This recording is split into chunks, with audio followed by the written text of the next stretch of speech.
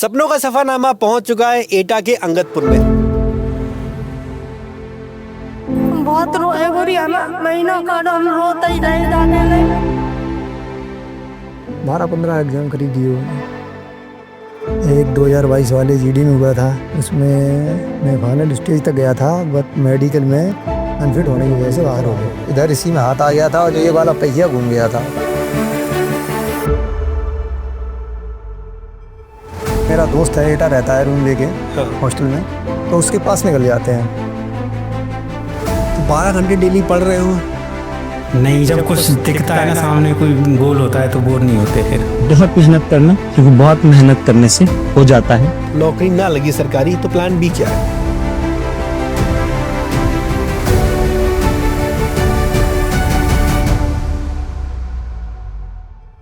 आज की कहानी एक ऐसे एस्पिरेंट की है जो दिन में खेती में माँ बाप का हाथ बटाता है और रात में सरकारी नौकरी के सपने को पूरा करने के लिए तैयारी कर रहा है। ये कहानी है हमारे प्रशांत भाई की। प्रशांत वो एस्पिरेंट है जिन्होंने एक बार जीडी का एग्जाम निकाला, यूपी कांस्टेबल का एग्जाम निकाला, पर किस्मत ऐसी कि मेडिकल में बाहर हो गए। तो आइए चलते हैं प्रशांत भाई से बात करते हैं। हेलो प्रशांत जी, कैसे कैसा चल रहा है? बस बढ़िया से बढ़िया चल रहा है। तो जरा शुरुआत करते हैं, शुरू से शुरू करते हैं। थोड़ा अपने बारे में बताइए पहले। मेरा नाम प्रशांत है, अभी मैं सरकारी नौकरी की तैयारी कर रहा हूँ। अच्छा। और अभी हम करंट में यहीं पे रहते हैं या काम वाम से फ्री हो जाते हैं, तो मेरा एक मित्र है मनोहर, उसके रूम पे तैयारी करने के लिए कभी कभी चले जाते हैं काम से फ्री होने के बाद। अच्छा अच्छा। तैयारी की शुरुआत कब हुई थी आपकी? ये हुई थी 2021 में। अच्छा, 2021 और 26 चला, मतलब बोल सकते हैं कि 5 साल आपने टाइम दिया तैयारी को। हाँ, दिया, अभी भी दे रहे। अच्छा, और कितने एग्जाम आपने दिए होंगे अब तक? अभी 12-15 एग्जाम करीब दिए होंगे। 15 एग्जाम आप दे चुके हो? अच्छा, किसी में सिलेक्शन हुआ आपका? हाँ, हुआ है। किसमें? एक 2022 वाले जीडी में हुआ था, ठीक है। उसमें मैं फाइनल स्टेज तक गया था, बट मेडिकल में अनफिट होने की वजह से बाहर हो गया। अच्छा। और उसके बाद में 2024 में यूपी पुलिस कांस्टेबल का दिया था। हाँ। उसमें भी गया था, वही मेडिकल में जाके उसमें भी बाहर हो गया। मेडिकल में बाहर हुआ? हाँ, मेडिकल। नंबर आपके अच्छे थे, रिटर्न पास हो गया था? नंबर ठीक थे, रिटर्न पास हो गया था। अच्छा, मेडिकल में रीजन क्या था? मेडिकल में रीजन ये था कि मेरी उंगली बचपन में जो चारा काटने वाली मशीन होती है ना, तो उसके पास ही खेल रहा था, तो उसी में आ गई उंगली और कट गई। कौन सी? पैर की, हाथ की? नहीं, हाथ की है, ये वाली उंगली है। अच्छा, ये वाली? हाँ, ये 2 उंगली कट गई और इस वजह से मेडिकल में अनफिट कर दिया। दोनों एग्जाम में, पुलिस कांस्टेबल में भी और जीडी में भी। ये इस पे? हाँ, इसी मशीन पे, ये मशीन है, इधर इसी में हाथ आ गया था और जो ये वाला पहिया घूम गया था, तो इसी के अंदर आ गई थी और ये उंगली बीच में फंस गई होगी। हाँ, इसी के अंदर, इधर से इसी साइड से कटी। आंटी जी नमस्ते, भाभी नमस्ते। क्या हुआ था, कैसे कटा था इनका? जैसे खाना बना रहे थे, हाँ। तो खाना बनाया तो लड़का लेकर आया, मशीन चल हमारे थोड़ी सी आड़ में थी। हाँ। और वो देखो तो इसने मूठ रखी और मूठ रखे और उन थोड़े पेड़ इतने रखे के और आगे से उंगली कर दी, जैसे लिखार भी अकेले निकालने के लिए वो लकड़ी अंदर से? हाँ, हाथ से निकाली, मशीन नहीं सो चली गई। बहुत रोए ईमानदारी में, इतने रोए उंगली से, क्या से बेहद रोया। बहुत रोए गोरिया महीनों का हम रोते ही रहे जाके ले कि मेरा बच्चा जैसे सोने सो और उंगली कट गई। डॉक्टर के पास ले गए इनको? डॉक्टर के पास ले गए, उंगली ले गए, उनकी टाँके लगा दे, गाँव में भी डांक दे जाते, उन्हें नहीं लगाए टाँके। अच्छा, उंगली पूरी अलग हो गई थी क्या? बोटू अलग गया, एक अलग गया, एक लटक रहा, तो ऐसे लटक गए, जैसे ऐसे करके ऐसे लटक गया था? लटक गए, काले जुड़ी नहीं चिपकाई नहीं है। मैंने बहुत नोरे करे, पाँव पकड़ ले कि मेरे बच्चे की उंगली चिपका दो, सही हो जाए, नहीं पकड़े। बहुत ने रोए ईमानदारी लला में, तने रोए। बच्चा तो मैं छोटो जानकार ना हो, और फिर उन्होंने बहुत कागे तो मेहनत करी, पढ़ाई लिखाई खेती में काम करके मेरे संग पढ़ाई लिखाई करी। इन्होंने, इनके बारे में पता चला ये दिन में खेती में आपका हाथ बढ़ाते हैं, रात में पढ़ाई करते हैं? हाँ, अगर दिन में देखो, दिन में काम करते, रात को पढ़ाई। हम जितने टाइम जगते हैं उतने टाइम जो पढ़ाई करते हैं, उनसे हम कहते हैं लला तुमने कितनी देर सो लेता। हाँ, लला मम्मी हम अपनी मेहनत कर रहे हैं अपने बा के ऊपर, हमने जाने कब के जाने हमें लड़का 5 साल एटा से लेकर के आओ तो कोई मेरे घर खाना नहीं बना। अच्छा। हाँ मेरे घर में लड़का एटा ते आओ मो पे जो कही 1 लाख रुपया दो, वो मैंने पैसे भेजे लेकिन तब भी कम नहीं। तो पहले ही लड़का मेरे अब लिखत जातो, पहले लिखत जातो। प्रेजेंट में आप कौन से एग्जाम की तैयारी कर रहे हैं? अभी मैं कर रहा हूँ लेखपाल के लिए ही कर रहा हूँ, क्योंकि लेखपाल। अभी ट्रिपल एस पैट है ना, उसमें मेरे 73 नंबर हैं।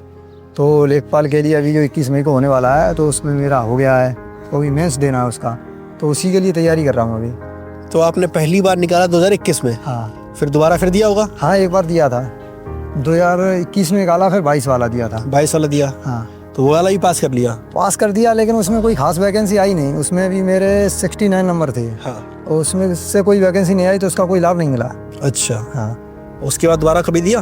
दोबारा अभी भी दिया, ये पिछला 2025 वाला। 2025 वाला हाँ। हो गया? हाँ हो गया। कट ऑफ क्या होता है, मतलब कट ऑफ निकलता है कि फिक्स होता है? कट ऑफ ऐसा होता है, वैकेंसी पे डिपेंड करता है। वैकेंसी में करीब 30-40 गुना वो लोग लेते हैं, हाँ। जो ऊपर के हाईएस्ट होते हैं। हाँ। तो उसमें अगर कट ऑफ में आ जाएंगे तो हो जाएगा। करीब मेरी परसेंटाइल बन रही है 98 के आसपास। अभी लेखपाल के लिए करीब 8000 पद हैं, तो उसमें शायद 40 गुना क्वालिफाई करे हुए हैं, तो करीब 3 लाख के समथिंग उनको चाहिए। हाँ। मैं तो उससे अंडर ही आ रहा हूँ अभी, मेरा तो है ही उसी। अच्छा, आपका यहाँ पे रूटीन क्या रहता है? सर यहाँ पे रूटीन कोई फिक्स नहीं रहता है, क्योंकि हाँ। यहाँ पे गांव है, गांव में इतना अच्छा एनवायरनमेंट नहीं रहता है, जैसे कि लाइट वगैरह वो प्रॉपर नहीं रहती है, तो लाइट का इशू रहता है। और घर का भी काम बहुत ज़्यादा रहता है। जब फ्री होते हैं तो एक मेरा दोस्त है, एटा रहता है रूम लेके हॉस्टल में, तो उसके पास निकल जाते हैं, तो वहाँ पे थोड़ा अच्छा माहौल मिल जाता है पढ़ाई लिखाई का, तो वहाँ पे जाके पढ़ाई कर लेते हैं फ्री टाइम। जब आपको फ्री टाइम मिलता है हाँ। तो आप हॉस्टल चले जाते हो? हाँ, हॉस्टल चले। अच्छा, तो वो रूम आपका नहीं है? नहीं, हमारा नहीं है, वो मित्र है मेरा एक मनोहर, हाँ। उसका है वो। ये कितना दूर होगा यहाँ से? ये 12-13 किलोमीटर, 12-13 किलोमीटर। 10 से 15 मिनट का सफ़र है। अभी चल सकते हैं? हाँ बिल्कुल चल सकते हैं। चलो आओ चलते हैं। हाँ बिल्कुल चलते हैं। आओ बैठ जाओ आप लोग।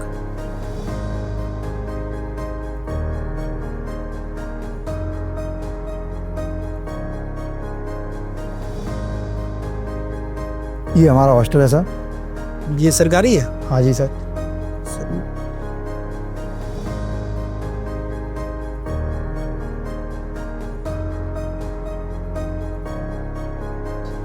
ये रूम है? हाँ सर, यही रूम है।